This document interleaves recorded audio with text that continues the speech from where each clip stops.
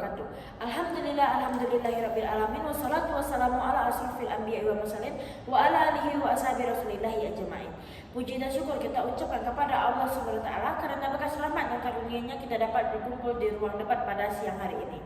Baiklah, tanpa memanjangkan kata mukadimah, hadirin yang terhormat, saya selaku moderator akan memandu debat pada hari ini, yang dimana kami memiliki tema besar yaitu pengkodifikasian atau pembukuan dustur dalam Islam, yang secara istilah dustur berarti konstitusi atau aturan dasar penyelenggara negara yang bersumber dari ajaran Islam.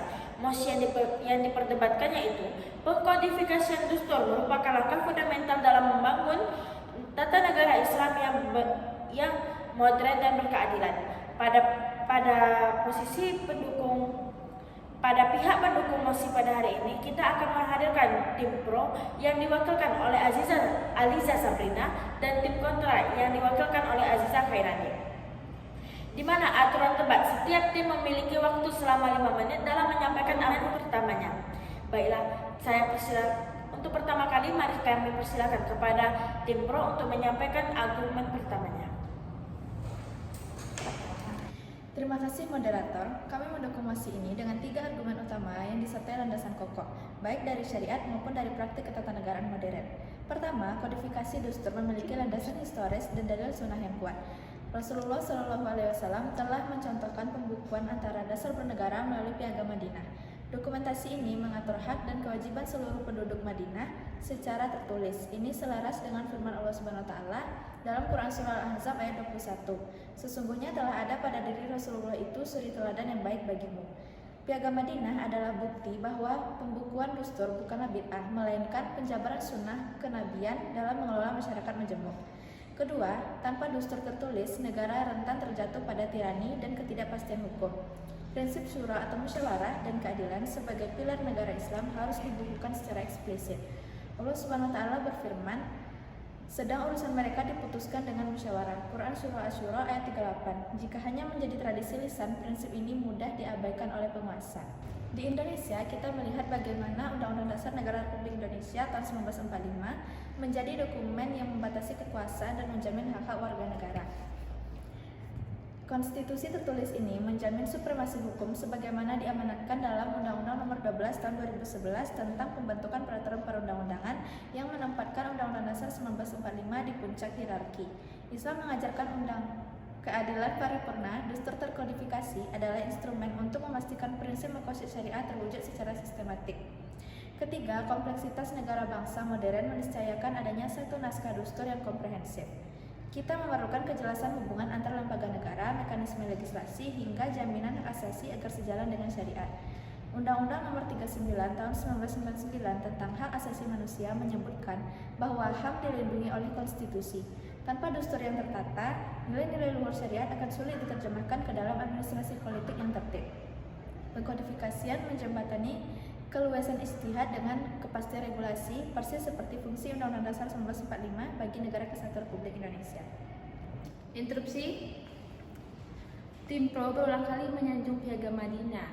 Padahal secara substansi, piagam tersebut lebih tepat disebut sebagai perjanjian politik antara kelompok yang bersifat ad hoc, bukan konstitusi permanen yang mengikat seperti Undang-Undang Dasar 1945. Bagaimana mungkin menyamakan keduanya? Terima kasih. Terima kasih. Faktanya, Piagam Madinah memuat unsur-unsur fundamental sebuah dustur, penegasan kedaulatan, perlindungan hak beragama, dan tanggung jawab kolektif. Meski lahir dari situasi tertentu, fungsinya sebagai dokumen dasar yang mengangkat semua elemen tak terbantahkan. Bentuknya bisa terus disesuaikan dengan zaman, sebagaimana Undang-Undang Dasar 1945 pun di amandemen, esensi pembukuannya tetap sunnah. Sekian. Terima kasih kepada tim pro yang telah menyampaikan argumen pertamanya. Sekarang, mari kita mendengarkan dengan sesama dari argumen tim kontra. Kepada tim kontra, dipersilakan. Baik, terima kasih moderator.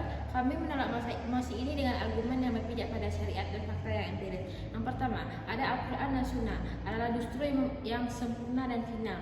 Allah Subhanahu wa taala menegaskan, pada hari ini telah aku sempurnakan agamamu untukmu dan telah aku cukupkan nikmatku bagimu. Quran surah Al-Maidah ayat 3. Dan Rasulullah SAW bersabda, aku tinggalkan di tengah-tengah kalian dua perkara, kamu tidak akan tersesat selama kamu berpegang teguh kepada keduanya, yaitu kitabullah dan sunnahku.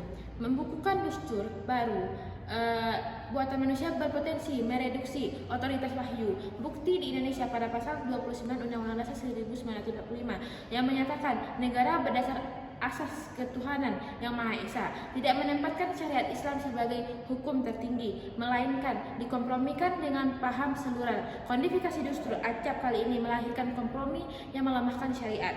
Kedua, sejarah Islam gemilang justru tanpa kodifikasi dustur yang kaku.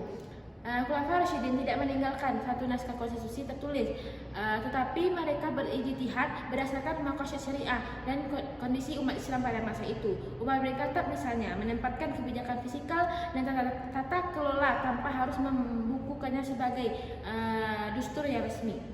Fleksibilitas ijtihad ini justru menjadi kekuatan dibandingkan dengan Undang-Undang Nomor 1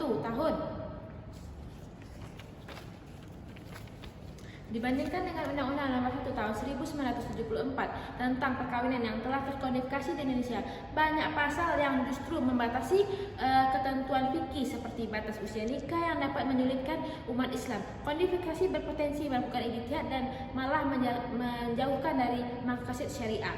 Contohnya, Turki dengan konstitusi seluruhnya, atau Indonesia sendiri. Amandemen Undang-Undang 1945 tahun 2002 menghilangkan kewajiban menjalankan syariat bagi pemeluknya.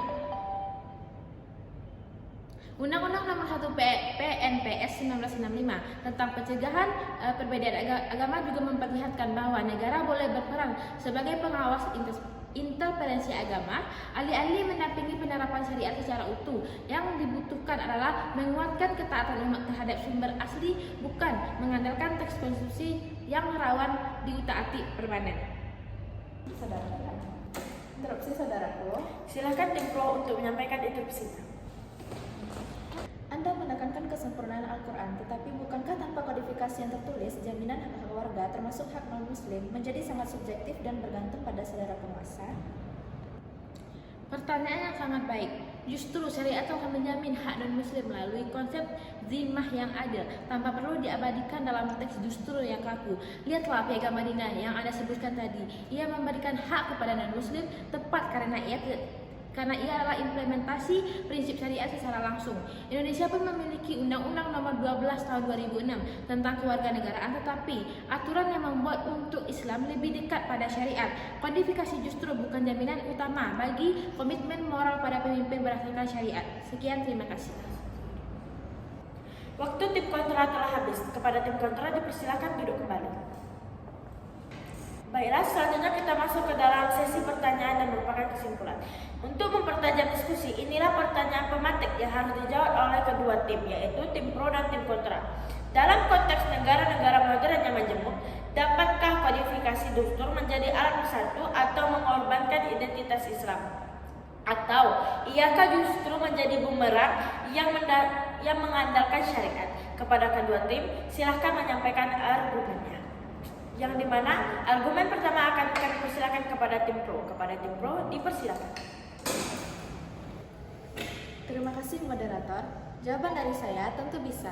Dengan berkaca pada Undang-Undang Dasar 1945 yang mempersatukan Indonesia walaupun bukan negara Islam, kita dapat merancang dustur Islam yang mengakomodasi kemajemukan sebagaimana Piagam Madinah. Tauhid tetap sebagai poros, semuanya mendapat kepastian hak dan kewajiban. Syariat hadir modern tanpa kehilangan jati diri. Sekian dari saya. Baik, terima kasih kepada tim pro. Kepada tim pro dipersilakan duduk kembali. Selanjutnya kita akan mendengarkan argumen dari tim kontra. Kepada tim kontra dipersilakan. Baik, terima kasih moderator. Saya justru melihat pengalaman Indonesia sebagai pelajaran berharga. Kodifikasi Undang-Undang Dasar 1945 hasil kompromi politik telah menempatkan syariat di posisi subordinat. Dalam negara majemuk, kodifikasi dustur Islam hampir mustahil terhindar dari distori. Lebih bijak terapkan syariat secara kafah di kalangan muslim, sementara non-muslim dijamin hanya melalui konsep zimah yang fleksibel tanpa dokumen yang bisa mempermainkan wakil rakyat. Terima kasih. Baiklah, terima kasih kepada tim kontra. Kepada tim kontra dipersilakan duduk kembali. Baiklah, sekarang kita telah tiba di sesi akhir atau di ujung perdebatan pada hari ini, yaitu hadirin yang dirahmat Allah. Dari perdebatan yang dinamis dan didasari dalil serta peraturan ini, kita dapat memetik dua sudut pandang yang saling melengkapi, di mana tim pro meyakini bahwa kodifikasi dustur adalah sunnah yang diperkuat oleh Piagam Madinah dan kebutuhan sistematik zaman kini, sebagaimana dicontohkan oleh Undang-Undang Dasar 1945 dan UU Nomor 12 Tahun 2011 yang menciptakan hierarki hukum teratur. Dan tim kontra mengingatkan bahwa kesempurnaan Al-Quran dan Sunnah tidak boleh diredukasi oleh teks buatan manusia dan sejarah Indonesia sendiri menunjukkan kodifikasi konstitusi kerap menjauhkan syariat dari ranah kenegaraan. Perdebatan ini menegaskan bahwa hakikat dustur dalam Islam bukanlah sekedar ada tiadanya dokumen tertulis, melainkan sejauh mana aturan suatu negara mencerminkan keadilan, kemaslahatan, dan ketundukan kepada Allah SWT. Semoga perbedaan pandangan ini memperluas wawasan kita dalam menempatkan syariat pada konteks tata negara Islam yang kontemporer. Terima kasih kepada kedua tim dan segala para hadirin. Maaf jika saya selaku moderator melakukan kesalahan dalam menyampaikan atau dalam bertindak. Sekian dari kami. Assalamualaikum warahmatullahi wabarakatuh.